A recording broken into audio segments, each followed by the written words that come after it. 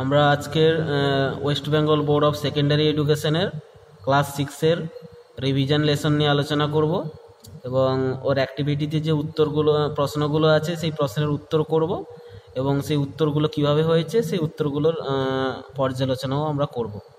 তো চলো আমরা দেখি। প্রথমে আছে অ্যাক্টিভিটি 1। অ্যাক্টিভিটি 1-এ দেখতে পাচ্ছ বলা হয়েছে change the number of the given words. আমরা জানি নাম্বার মানে বচন বলা হয়েছে।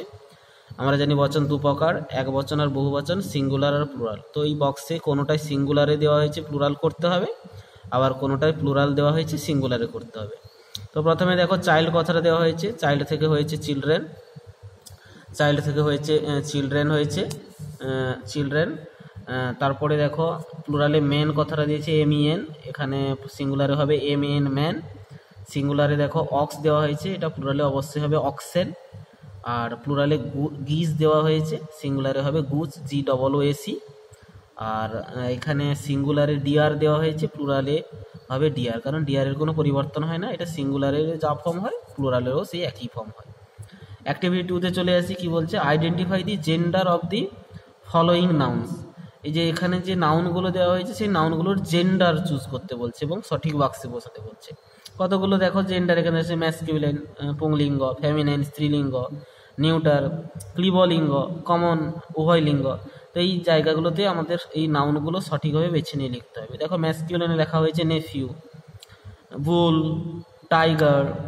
ফেমিনাইনে লেখা হয়েছে দেখো লায়নেস, নান, হিন্ড। নিউটারে দেখো লেখা হয়েছে রুম, গ্লাস, ট্রি। কমনে দেখো স্টুডেন্ট আর প্যারেন্ট। তো এই নিউটার জেন্ডার তোমরা জানো লাইফলেস হয়, ক্লিবলিঙ্গ হয়, এর কোনো জীবন থাকে না। আর কমন জেন্ডার যেখানে ম্যাসকুলিন ফেমিনিন দুটো উভয়ই থাকে, মানে এমন ওয়ার্ড যেখানে পুংলিঙ্গও থাকবে এবং স্ত্রীলিঙ্গও থাকবে।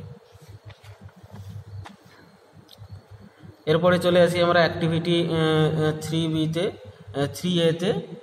তো অ্যাক্টিভিটি 3A-তে দেখো fill in the blanks with suitable article. তো আমাদের জানতে হবে আর্টিকেল কার আগে বসে। আমরা জানি আর্টিকেল নাউনের আগে বসে, তো AN বসে কমন নাউনের আগে, আর প্রপার নাউনের আগে দি বসে। তাহলে দেখো এখানে আউলের আগে অ্যান বসেছে আর ট্রির আগে দি বসেছে। তো বলা হয়েছে দেখো এখানে there is an owl on the tree. তারপরে দুইয়ের দাগে বলা হয়েছে দেখো Rima is the best girl. অবশ্যই এখানে সুপারলেটিভ ডিগ্রি ইউজ করা হয়েছে, ওই জন্য বলা হয়েছে বেস্টের আগে দি বসে ইন দি ক্লাস। 3 নম্বরে দেখো বলা হয়েছে the house is beside dash Ganges. তো গঙ্গা কথাটা প্রপার করে বুঝিয়েছে, তাই এখানে দি ব্যবহার করা হয়েছে, দি গঙ্গেজ। তারপর বলা হয়েছে দেখো রবীন্দ্রনাথ ঠাকুর ওয়াজ এ গ্রেট পোয়েট। এই কথাটা দেওয়া হয়েছে, কেন দেওয়া হয়েছে? কারণ অনেক কবি আছে, হ্যাঁ, তো সেই কবির আগে এই জন্য এই কথাটা দেওয়া হয়েছে। অ্যাক্টিভিটি 3B-তে দেখো আছে choose suitable preposition from the help box and fill in the blanks. এই যে এখানে নিচে বক্সে দেওয়া আছে দেখতে পাচ্ছ, বিভিন্ন প্রিপজিশন দেওয়া আছে, সেটা বেছে নিয়ে এখানে ফিল আপ করতে বলছে। তো আমরা জানি এই যে ড্যাশ সানডে, সানডে মানে কি বারের নাম বুঝিয়েছে, তো বারের নামের আগে অন বসে। এবার কেমন বসাচ্ছি প্রশ্ন হচ্ছে এটা, প্রিপজিশন কার আগে বসে? প্রিপজিশন নাউন বা প্রনাউন উভয়ের আগে বসে। আবার অনেক সময় নাউন প্রনাউনের সঙ্গে বাক্যের সম্পর্ক তৈরি করার জন্য বসে থাকে। তো আমরা দেখবো সানডের আগে এই জন্য অন কথাটা বসেছে, জানি বারের নামের আগে অন বসে। তারপরে the farmer is sitting dash the tree, অবশ্যই আন্ডার দি ট্রি হবে, গাছের নিচে বসে আছে। The lady is standing dash the bus stop, তো ছোটো জায়গা বোঝাচ্ছে বাস স্টপ, তাই ইন না হয়ে অ্যাড হবে, এখানে অ্যাড হবে।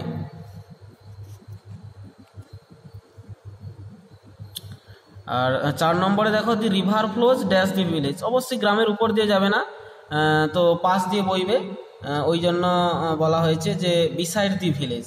তারপরে চলে আসে অ্যাক্টিভিটি 4-এ। অ্যাক্টিভিটি 4-এ দেখো আছে বলছে make meaningful sentence with the following adjective. মানে এই যে অ্যাডজেক্টিভগুলো দেওয়া হয়েছে এগুলো দিয়ে বাক্য তৈরি করতে বলেছে, এবং এই বাক্য যে তৈরি করবে এই ওয়ার্ডটা অ্যাডজেক্টিভ হিসেবেই থাকবে। এই জন্য বলা হয়েছে দেখো she is a good girl, এখানে গার্লের অ্যাডজেক্টিভ কি? গুড, গুড অ্যাডজেক্টিভ হিসেবেই আছে। 6 আই হ্যাভ এ 6 পেন্স, পেনের অ্যাডজেক্টিভ কি? 6, অ্যাডজেক্টিভ ও নাম্বার বোঝাচ্ছে। Beautiful, what a beautiful sight, এখানে সাইট মানে সিনের দৃশ্যের সৌন্দর্যতা বোঝাচ্ছে বিউটিফুল, বিউটিফুল এখানে adjective. Few birds are flying in the sky, এখানে বার্ডস নাউনের অ্যাডজেক্টিভ হচ্ছে ফিউ, অ্যাডজেক্টিভ ও নাম্বার বোঝাচ্ছে, কিছু পরিমাণ পাখির কথা বোঝানো হচ্ছে। তারপরে চলে আসি আমরা অ্যাক্টিভিটি 5-এ। তো দেখো অ্যাক্টিভিটি 5-এ বলা হয়েছে tick the correct answer from the alternative given in brackets. তো দেখতে পাচ্ছ একের দাগে he watch the film yesterday. Yesterday কথাটা আছে মানে আমরা ধরে নেবো এটা পাস্ট টেন্সে আছে, আর পাস্ট টেন্সে অবশ্যই ভার্বের সঙ্গে ইডি যোগ হয়। এই যে দেখতে পাচ্ছ ইডি ওয়াচড কথাটা এই জন্য নেওয়া হয়েছে।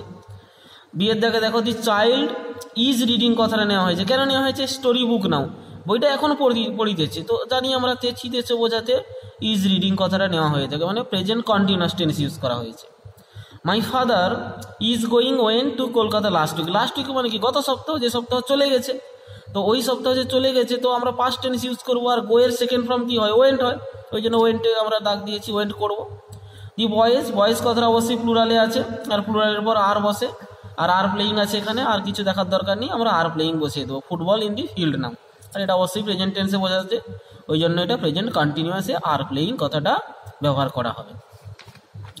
এরপরে চলে আসি, দেখো একটা পাজেল বক্স দেওয়া হয়েছে, আমরা খবরের কাগজে বিভিন্ন জায়গায় এটা দেখে থাকি, বিভিন্ন আমাদের ডাটা দিয়েছে, বলছে ট্র্যাডিশনাল ফক ড্যান্স অফ ওয়েস্ট বেঙ্গল। আমরা জানি ছো, এই যে দেখো দুয়ের দাগে, এই যে দুয়ের দাগ CHHAU ছো। তারপর বলছে one of the 7 wonders of the world. আমরা জানি 7ম আশ্চর্যের মধ্যে একটা আশ্চর্য তাজমহল, এই যে 3-এর দাগ দেখো TAJMAHAL।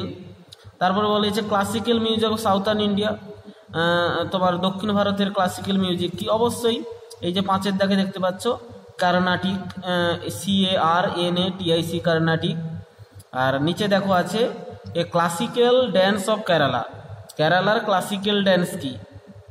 তো কেরালার ক্লাসিক্যাল ড্যান্স অবশ্যই এই যে এখানে KATHAKALI কথাগুলি যে 1-এর দাগে দেখতে পাচ্ছি, এই যে 1-এর দাগে। আর 4-এর দাগে দেখো carving on wood or stone, এগুলোকে কি বলা হয়? স্কাল্পচার, স্থাপত্য বলা হয়। এই দেখো SCULPTURE 4-এর দাগে, এই যে 4-এর দাগ শুরু হয়েছে। আর 6-এর দাগে বলছে ম্যাচিং ইন রিদিম, মানে এই যে 6-এর দাগেরটা এপাশ আর এপাশে যে আছে এটার সঙ্গে ম্যাচ করে কিছু একটা বসিয়ে দিতে বলেছে, তো এটা কোনো ওয়ার্ড নয়, তো এটা ভেবেও কোনো লাভ নেই। এপাশে চলে আসা আমরা অ্যাক্টিভিটি 7-এ punctuate the given sentence. Punctuate মানে কি? পাংচুয়েট মানে হচ্ছে কমা, জ্যোতি চিহ্ন, ফুল স্টপ, জিজ্ঞাসা চিহ্ন যেগুলো আমরা ব্যবহার করি ওগুলোকে পাংচুয়েট বলা হয়, পাংচুয়েশন বলা হয়। তো সেই পাংচুয়েটের কথা বলছে এখানে। দেখো এখানে বলছে one day a little boy was sitting with a nail, এখানে নেইলের কাছেই কমা চিহ্ন হবে। এ পিস অফ উড, এই উডের কাছে কমা চিহ্ন হবে। অ্যান্ড এ হ্যামার, হ্যামারের পরে শেষে ফুল স্টপ হবে। বিয়ের দাগে what are you doing my son, যেহেতু WH ওয়ার্ড দিয়ে শুরু হয়েছে তাই এর শেষে জিজ্ঞাসা চিহ্ন হবে। সিয়ের দাগে বলছে ও মাই টয় ইজ ব্রোকেন, ওর পরে এক্সক্লেমেটারি সাইন বিস্ময়সূচক চিহ্ন হবে, মাই টয় ইজ ব্রোকেন, এবং এর শেষে ফুল স্টপ হবে।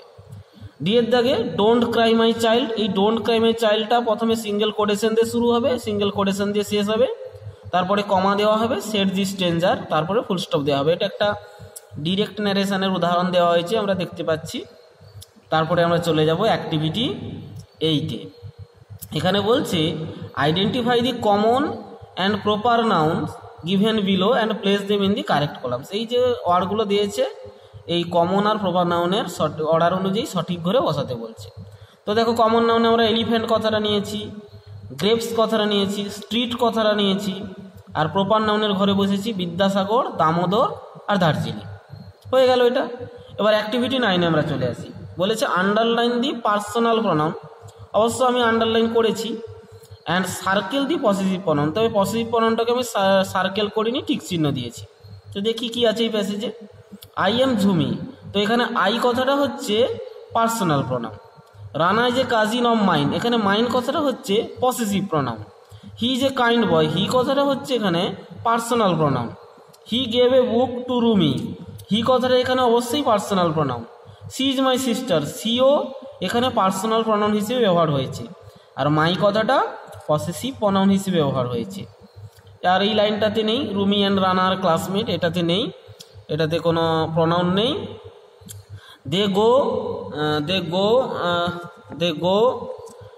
গো টু স্কুল, তো এখানে দে কথাটা পার্সোনাল প্রনাউন হিসেবে ইউজ হয়েছে।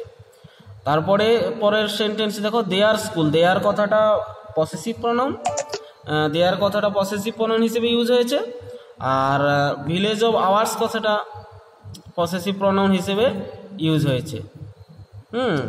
ভিলেজ অফ আওয়ার্স নয়, ভুল বললাম, আওয়ার্স কথাটা পসেসিভ প্রনাউন হিসেবে ইউজ হয়েছে। তারপরে চলে আসি, আর কিছু নেই অ্যাক্টিভিটি 10-এর পরে, এরপরে সম্ভবত লেসন শুরু হয়ে গেছে। তো এখান পর্যন্ত থাকলো আজকের ক্লাস, এর পরের ক্লাসে দেখা হবে। Thank you.